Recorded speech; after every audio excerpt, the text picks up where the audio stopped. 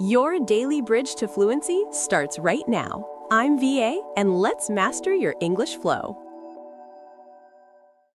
God Who Is by D.A. Carlson. Chapter 1. For the Curious and the Confused. Imagine you are standing in a very large library. The room is quiet and smells like old paper and dust. You are holding a book in your hands. It is heavy. The cover is black and leather, and the pages are very thin, like onion skin. This is the Bible. For many people, holding this book feels like holding a locked treasure chest without a key. You know there is something important inside, but you have no idea how to open it. If you are standing there with that heavy book, wondering what to do next, then please listen closely. This story is for you. There are many different kinds of people who feel lost when they look at the Bible. Let us talk about them. Maybe you see yourself in one of these descriptions. First, there is the person who has never opened the Bible in their entire life. To you, this book is a complete mystery. Maybe you have seen it in a hotel drawer or on a dusty shelf in your grandmother's house. You might think it is just a book of old rules. You might think it is full of fairy tales or magic stories. You do not know who Adam is. You do not know the difference between the Old Testament and the New Testament. If someone asked you to find the book of Matthew, you would not know where to look. If this is you, do not worry. You are welcome here. We will start from the very beginning. We will not assume you know anything. Then there is another kind of person. You are the person who has recently become curious. Maybe you heard a friend talking about God.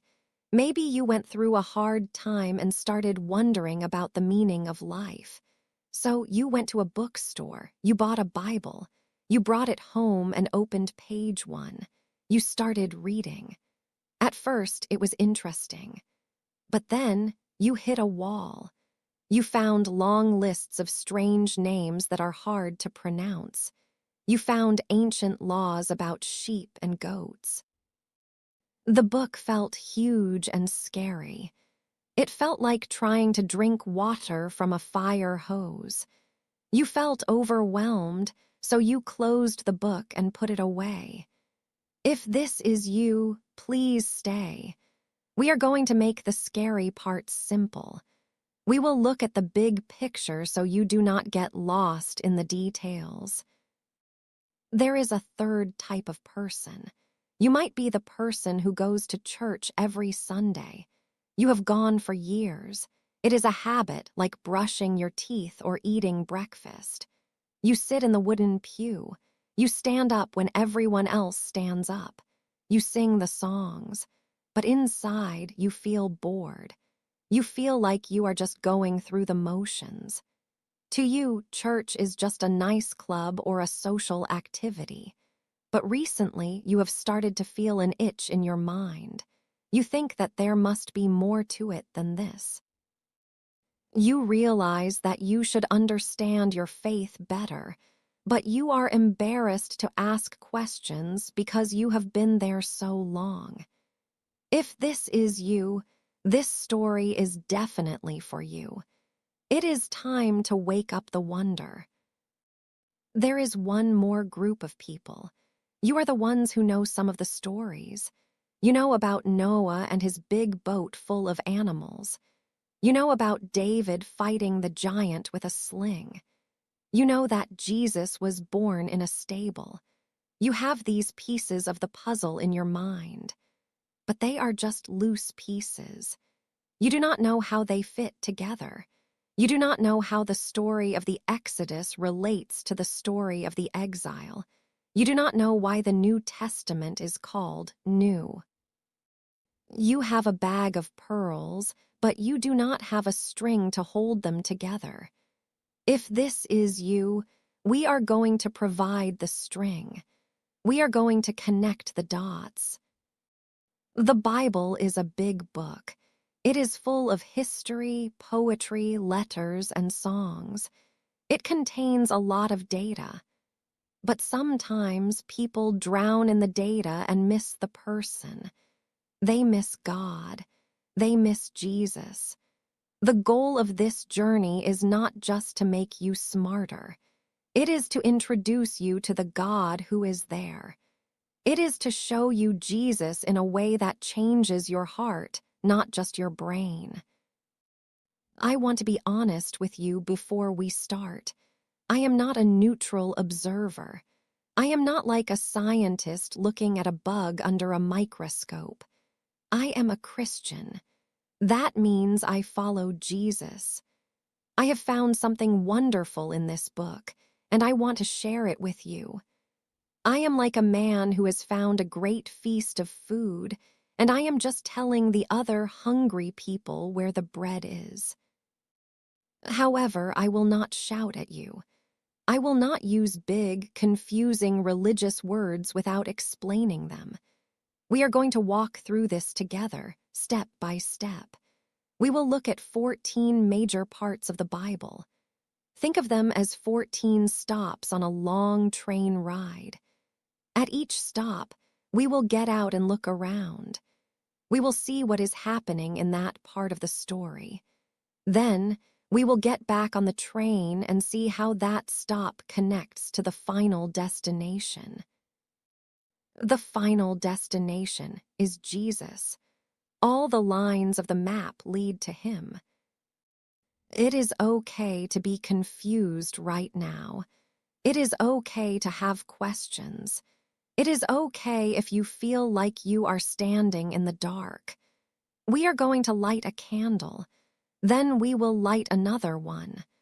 Soon, the whole room will be bright and you will be able to see clearly. So get comfortable. Put aside the fear that you are not smart enough or religious enough. If you have a Bible, keep it nearby. If you do not, that is fine for now. Just listen to the story. We are going to discover the God who made everything, the God who speaks, and the God who is there. Let us turn the page and begin. Chapter 2. The Storyteller's Promise.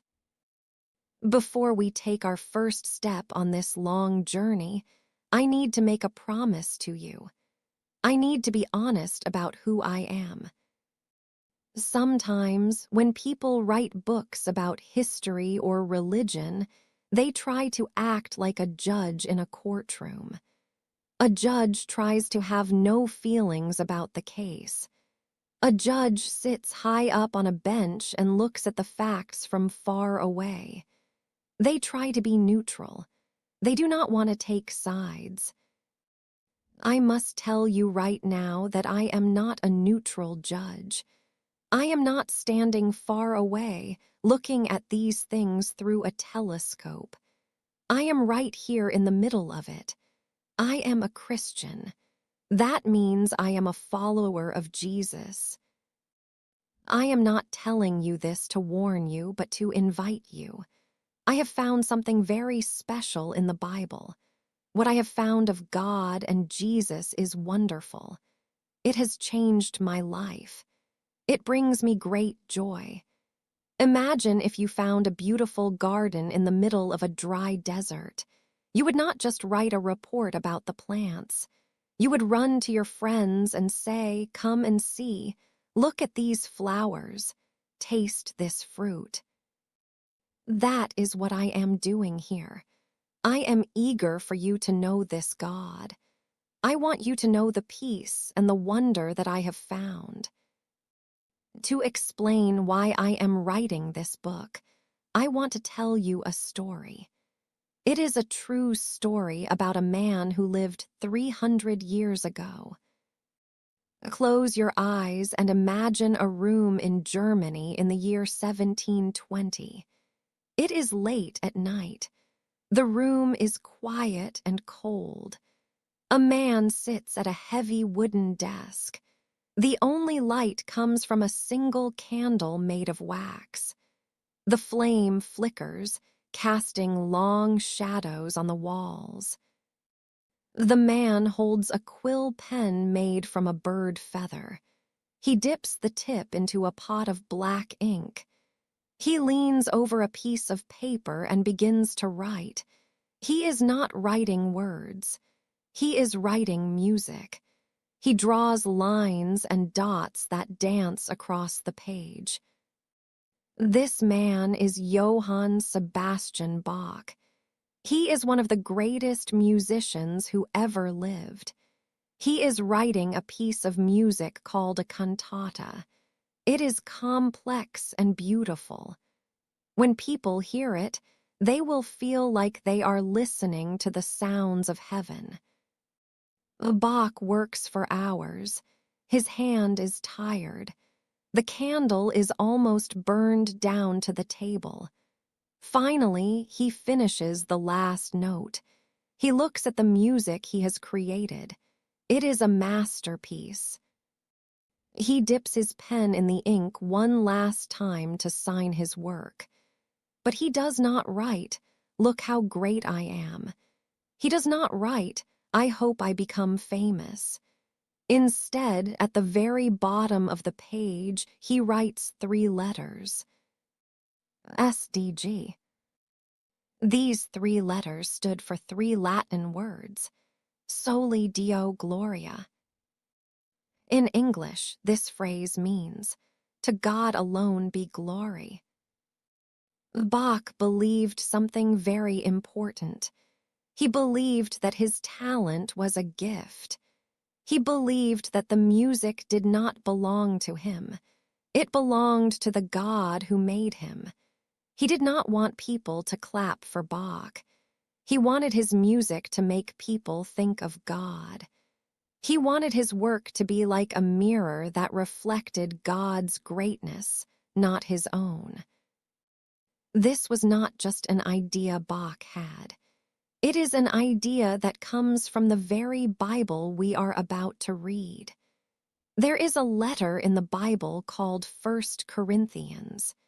In that letter it says, "So whether you eat or drink or whatever you do it all for the glory of God." Think about that. Even simple things like eating a meal or drinking a cup of water can be an act of thanks. Bach understood this. He knew that living for God was not just for monks or priests.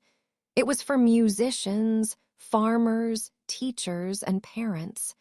It was for everyone. This is the spirit of the book you are reading now. I often put those same Latin words, Soli Deo Gloria, at the end of my own books. I do this because I want to be like the man writing by candlelight. I do not want to show off my own knowledge. I want to point you to the God who is there. I want to show you that the Bible is not just a list of rules. It is a story of glory.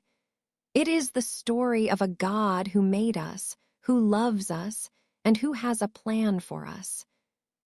So that is my promise. I will try to be a good guide. I will try to explain things clearly. But my main goal is to help you see the glory that Bach saw. I want you to hear the music of the story. Now that you know where I stand, let us turn the page. Let us go back to the very beginning, before there were people, before there was music, and before there was a world. Let us meet the God who made everything. Chapter 3. A library of 66 books. When you hold a Bible in your hands, it feels like a single, heavy object. It usually has a black cover. The pages are very thin, like the wings of a moth. It looks like one big book written by one person from the first page to the last. But this is not quite true. It is actually something much more interesting. Imagine you are walking into a large room. The walls are lined with wooden shelves. On these shelves, you see many different kinds of documents. You see long scrolls made of animal skin. You see short letters written on papyrus paper. You see books of songs and books of history. This room is a library. The Bible is exactly like that room. It is a library of 66 separate books. These books have been gathered together and bound between two covers so that we can hold them all at once. But to understand the Bible, we must remember that it is a collection. It is a gathering of many voices. Think about the people who wrote these books. If you could gather all the writers in one room, they would look like a very strange group of friends. Over in the corner, you might see a powerful king wearing royal robes. He lived in a palace with gold walls. He wrote some of the books. Next to him, you might see a shepherd. He smells like sheep and the outdoors.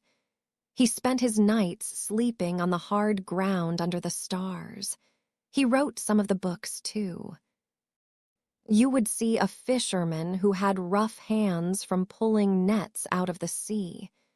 You would see a doctor who was educated and careful with details. You would see a man who used to collect taxes for the government. You would even see a cupbearer, a man whose job was to taste wine for the king. These men were very different from each other. They did not all live at the same time. In fact, the first writer lived about 1,500 years before the last writer. That is a very long time. Think about how much the world changes in 1,000 years. It is the difference between knights living in stone castles and astronauts flying to the moon. Because they lived in different places and times, they did not even speak the same language. The first part of the library was written mostly in a language called Hebrew. This is an old language full of strong pictures. In Hebrew, you do not just say someone is angry. You might say his nose is hot. It is a language of earth and emotion. A small part of the library was written in Aramaic. This was a language very similar to Hebrew, spoken by people in great empires of the past. The last part of the library was written in Greek. At that time, Greek was the language of the marketplace. It was the language that almost everyone in the big cities understood. It was a precise language, good for explaining big ideas clearly. So we have kings and shepherds. We have 3 different languages. We have a time span of 15 centuries. You might expect this library to be a mess. You might think the books would disagree with each other. You might think the king would argue with the shepherd, or that the first writer would have a totally different idea about God than the last writer. But this is the great surprise. When you read the library from beginning to end, you find that it tells one single story. It is like a large puzzle. Each writer holds a different piece of the puzzle. The shepherd holds a piece that looks like green pastures. The king holds a piece that looks like a throne. The fisherman holds a piece that looks like a storm on a lake. But when you put them all together, they make one perfect picture. They all point to the same thing. They all tell the story of how God made the world, how we lost our way, and how God came to rescue us. The library is divided into two main rooms. We call these the Old Testament and the New Testament. The word testament is an old word. It really just means an agreement or a promise. So you can think of them as the old promise and the new promise. The first room, the Old Testament, is much larger. It takes up about 3/4 of the Bible. It contains 39 books. This part tells us about the beginning of everything. It tells the history of the nation of Israel. It is full of songs, laws, and messages from God. It sets the stage for a great king who is coming to save the world. The second room, the New Testament, is smaller. It contains 27 books. This part introduces us to the king that the first part promised. It tells us the story of Jesus. It tells us about his life, his death, and his rising from the dead. It also contains letters written to the first churches to help them follow Jesus. This is the book you have in your hands. It is a library of history, poetry, letters, and songs. It was written on 3 continents. It was written in deserts, in prisons, in palaces, and on islands. Throughout this book, I will help you walk through this library. We will pull the books off the shelf and look at them. We will see how they connect. We will see that even though there were many human writers, there was one great mind behind them all. We will see that this whole library is really about one person. So get your Bible ready. We are about to open the first book on the shelf. We are going back to the very beginning. Chapter 4: Songs, Letters, and History. Now that we are standing inside this great library called the Bible, we need to look closer at the books on the shelves. Imagine you are walking down the aisles. You run your hand along the spines of the books. You might expect every book to look the same on the inside. You might think they are all just lists of rules or dusty old facts. But that is not what you will find. This library is full of different voices. It is like a choir where everyone sings a different part, but they all make one beautiful sound together.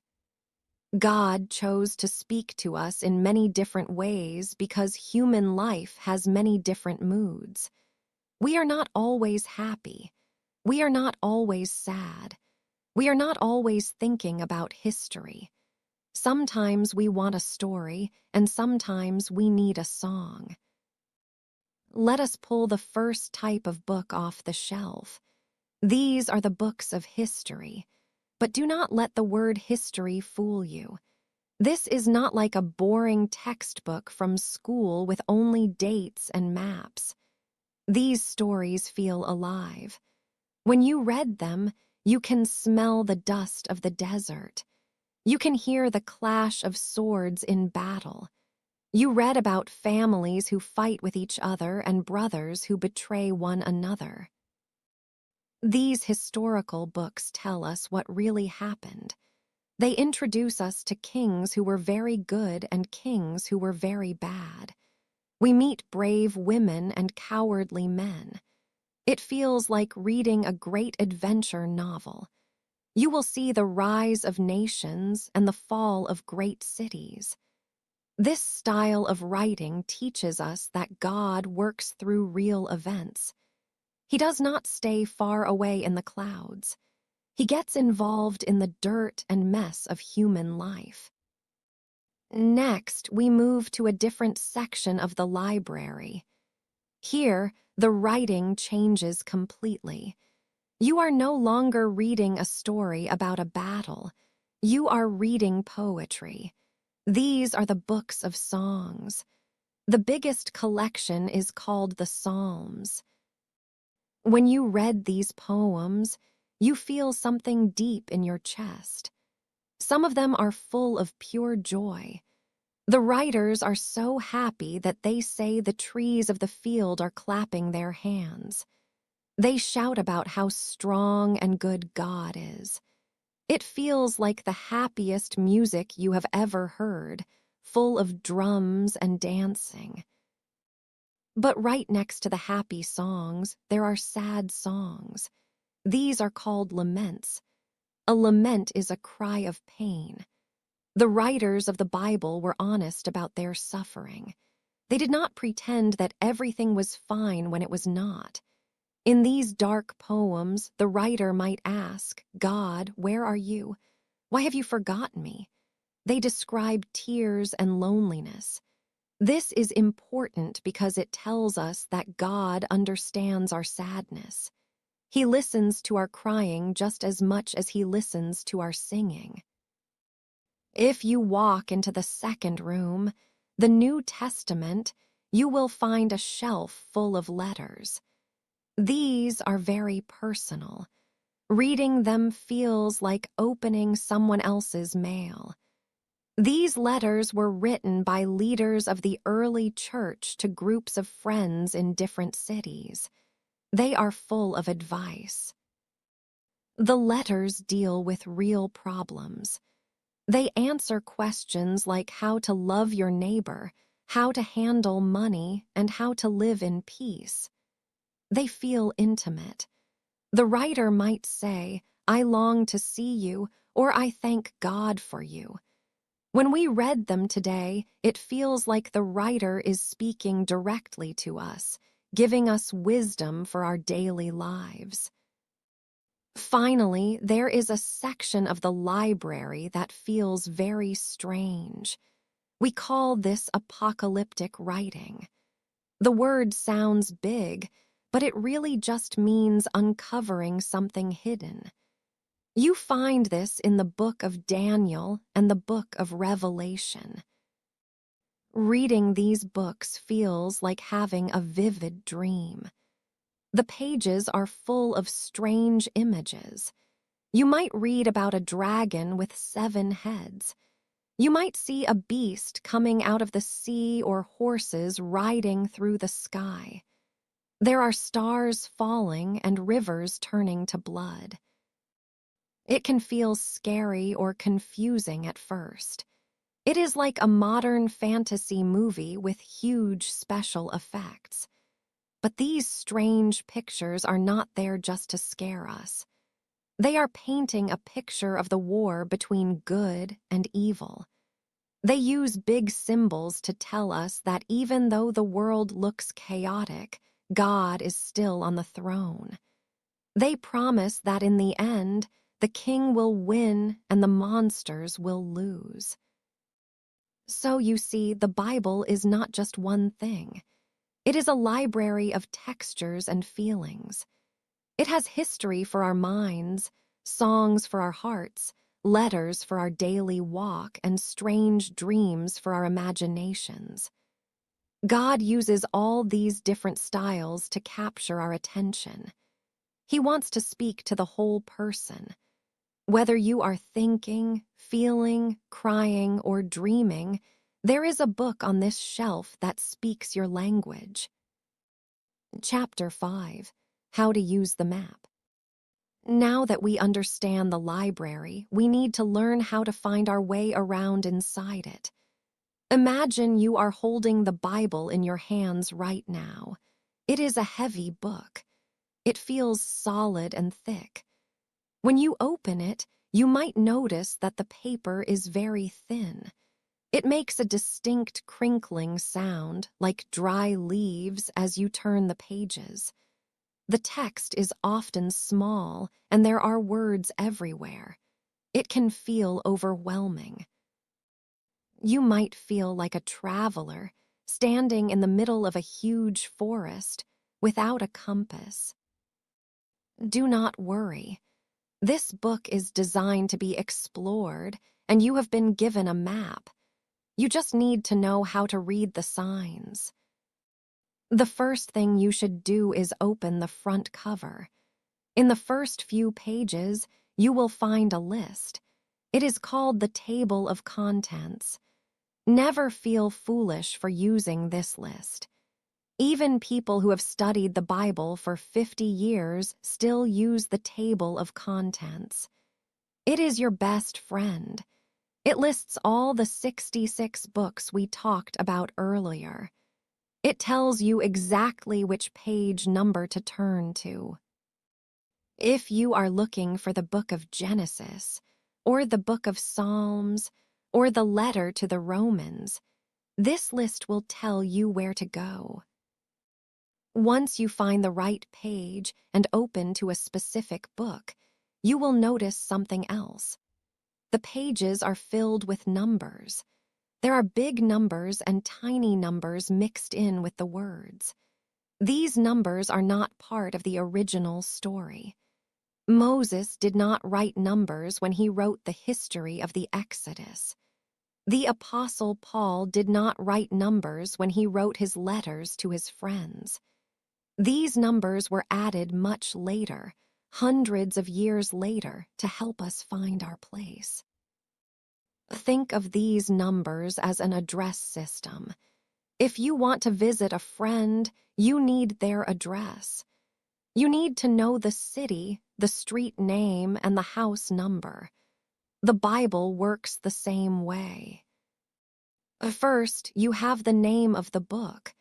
Let us use the example mentioned in the preface of this journey. The writer mentioned a quote from 1 Corinthians. That is the name of the book. It is the city in our address. You look at your table of contents, find 1 Corinthians, and turn to that page. Next, you need to find the chapter. These are the big numbers printed on the page. They usually stand out clearly. Think of the chapter as the street in the city. If the address is 1 Corinthians 10, you look through the pages of that book until you see the big number 10. That is your street. Finally, you need the verse. These are the very small numbers tucked inside the paragraphs. They are like the house number on the street. They pinpoint the exact sentence you want to read. If the address is 1 Corinthians 10:31, you scan through the text under the big number 10 until you find the tiny number 31. When you find it, you read the words at that specific spot. In this case, it says, "So whether you eat or drink or whatever you do it all for the glory of God." That is all there is to it. The name is the book. The first number is the chapter. The second number is the verse. It is a simple system of coordinates, like latitude and longitude on a map. It takes practice to get used to this. The pages of a new Bible might stick together. You might struggle to find a small book like Jonah or Micah. That is perfectly normal. Do not rush. Enjoy the tactile experience of the book. Feel the weight of it. Listen to the pages turn. Sometimes you will see a small letter or a symbol next to a word. If you look at the bottom of the page, you will see a matching symbol with a note. These are footnotes. They are like little whispers from the translators. They might explain a difficult word or tell you what a word meant in the ancient language.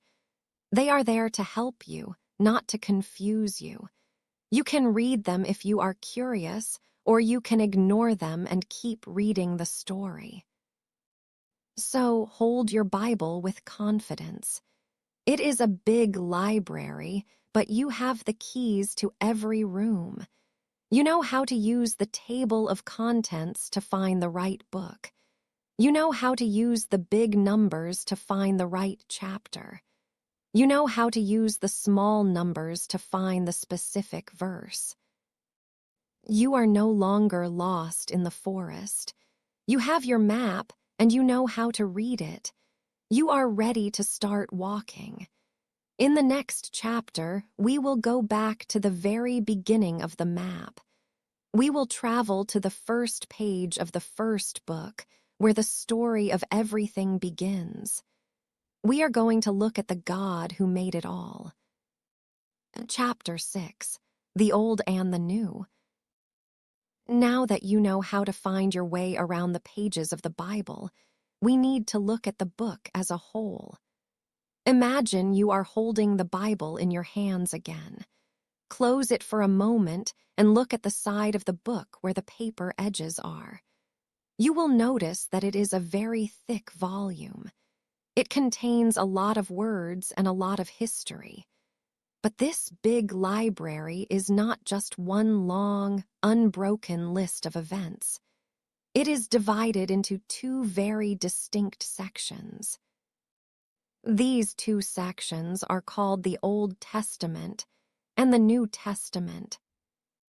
If you open your Bible near the back, about 3/4 of the way through, you will find a page that separates these two parts. Everything before this page is the Old Testament. Everything after this page is the New Testament.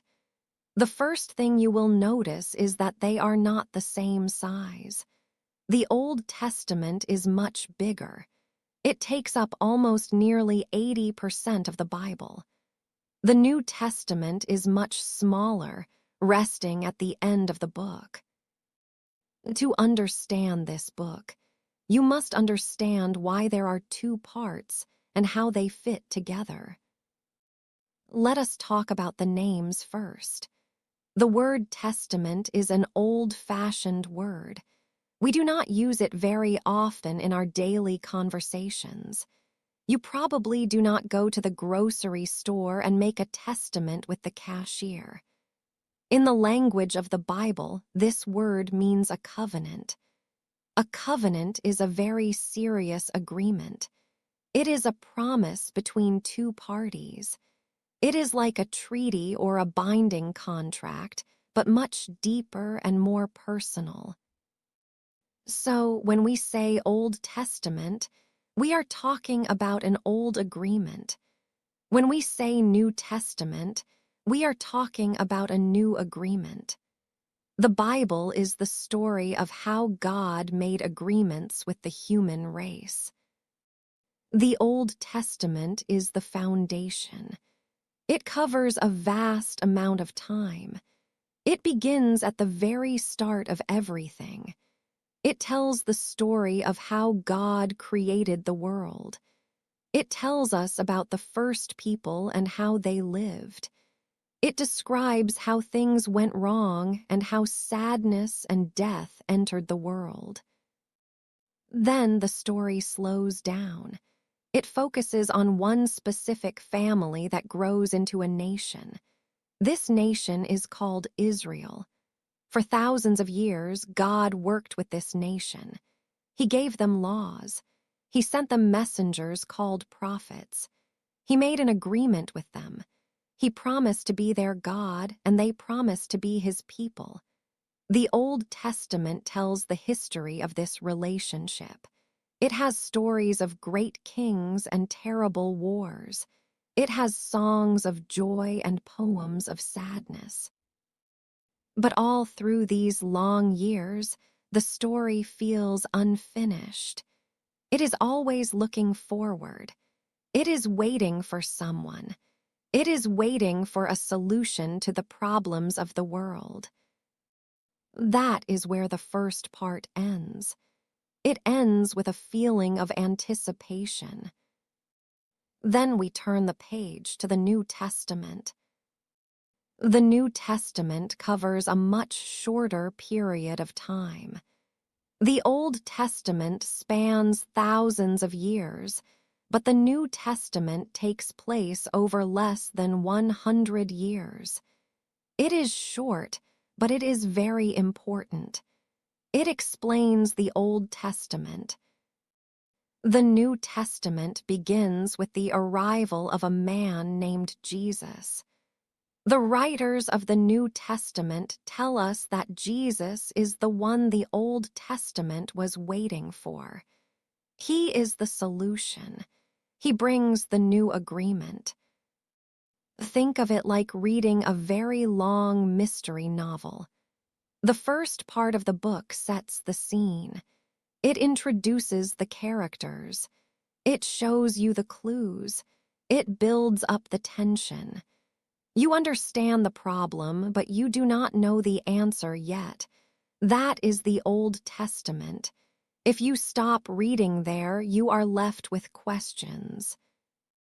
The last few chapters of the mystery novel solve the puzzle. They explain what the clues meant. They resolve the tension. That is the New Testament. However, you cannot just read the end of the book. If you only read the last few chapters, you will not know who the characters are. You will not understand why the solution matters. You need the beginning to understand the end, and you need the end to understand the beginning. Many people are confused by the Bible because they do not see this connection. They might think the God in the Old Testament is angry and the God in the New Testament is kind.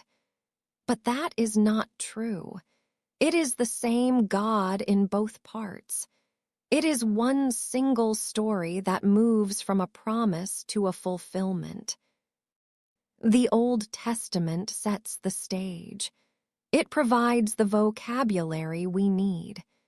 It teaches us words like sin, sacrifice, and holiness.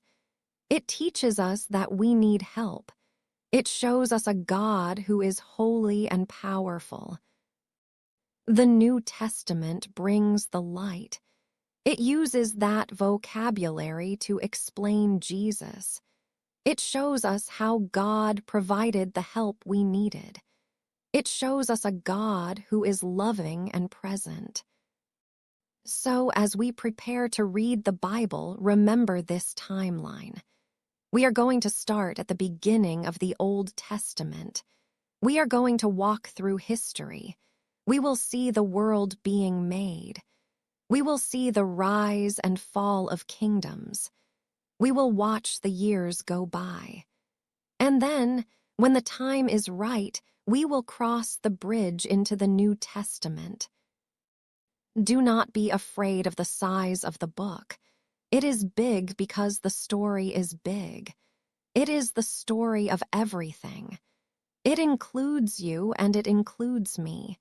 It explains where we came from and where we are going. We have our map. We understand the structure. We know about the two great parts of the library. Now there is nothing left to do but to open the front cover. In the next chapter, we will read the very first words. We will stand in the darkness before time began, and we will watch as the curtain rises on the greatest drama ever told. We are going to meet the God who made everything. Chapter 7, Meeting the Main Character. We have spent a long time looking at the map. We have walked through the library. We have looked at the shelves and touched the spines of the 66 books. We understand that there is an Old Testament and a New Testament. We know that this is a large collection of history, poetry, and letters. But before we open the very first page, there is one last thing we must settle. We need to know who this story is about. Every great story has a main character. If you read a story about a detective, you follow the detective as he solves crimes. If you read a story about a king, you follow the king as he fights battles. When people pick up the Bible, they often make a mistake.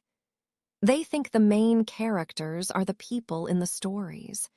They think the Bible is a story about a man named Abraham, or a leader named Moses, or a king named David. These men are important. They are in the story, but they are not the main character. The main character of the Bible is God. This might sound simple, but it changes how we read the book. If you think the Bible is a story about humans, you will read it and ask, what should I do? You will look for good advice. You will try to be brave like David or strong like Moses. But if you realize the Bible is a story about God, you will ask a different question. You will ask, who is he? You will look for his character. You will see that he is the one doing the saving. He is the one fighting the battles. He is the hero. The author of the book we are studying, D.A. Carlson, wants to make this very clear. He explains that the Bible is not just a list of rules. It is not a book of philosophy. It is a way for God to introduce himself to you. Imagine you receive a long letter from someone you have never met. This person wants to be your friend. He wants you to know him. So he writes down his thoughts. He tells you what he loves and what he hates.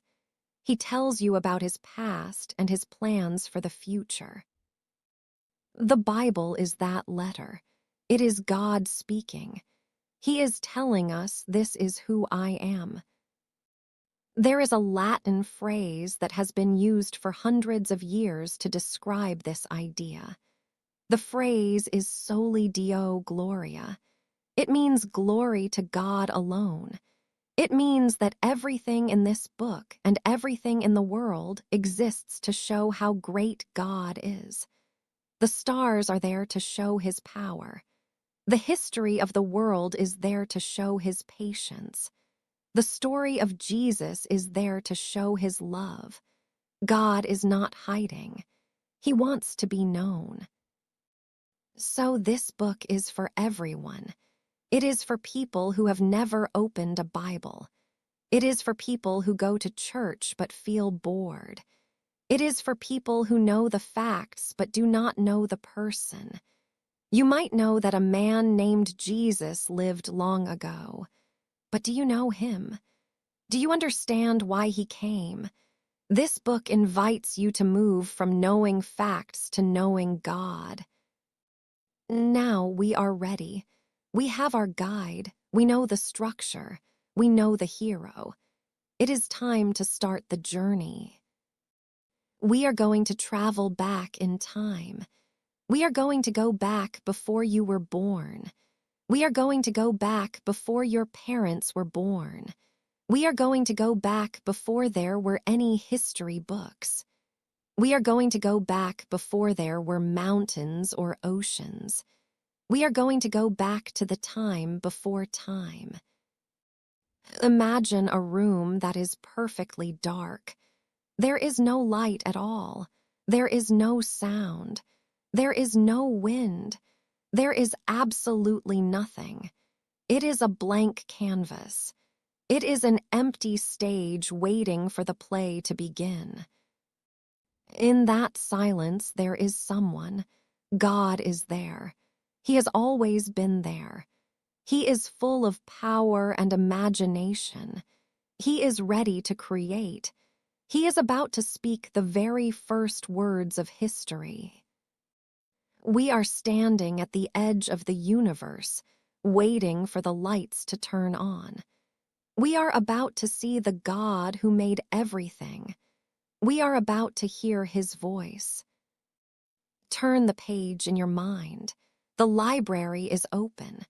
The story begins now.